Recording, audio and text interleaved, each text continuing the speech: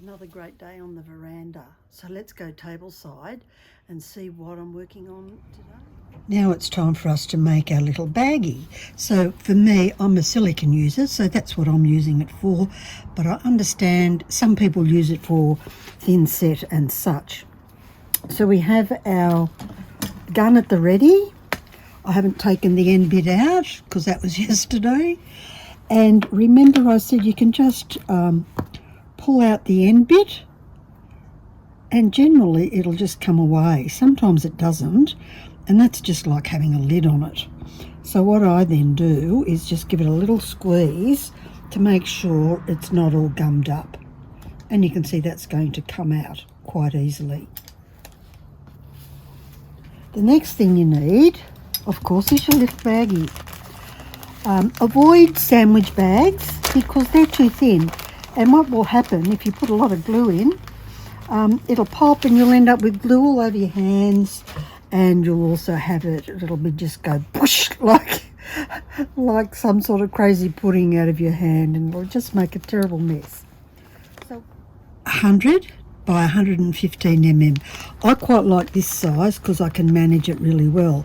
The other important thing is it's 40 microns, which means it's thicker than a sandwich bag. So on hot days and such, you're fairly confident that your bag isn't going to break. All the bags I've made over the years, I've only ever had one pop, and I was using a different glue for that. So we open up our bag, of course. We pop the nose of our gun in. I've got some silicone on my brand new clean tabletop, and give it a couple of good squeezes. Depending on how much glue you want to be using and how long you're working for, I'm going to be doing the edge around my current work. So I'll probably just do big 3B squeeze, maybe 4 for good luck. And then remember to click this bit off so it stops running out at the end. Slide it out. Just make sure there's a little bit to make that little plug that we just pulled out. So now I don't need a cap or anything. Pop it to one side. Get your sticky tape, and what I do is really give it a good turnabout like this, so that when I'm squeezing the glue doesn't go back up the top, and then I just wrap a little bit of sticky tape around that, and that just holds it in place. And what you want to do, and this is the tricky bit, is do a small hole, the smallest hole you can cut in the end here, until you get used to the size you want to work with.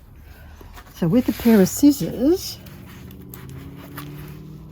tiny weeny hole, because this is about keeping clean, and if the hole is too big, you're going to end up with way too much glue and you'll still be in a terrible mess.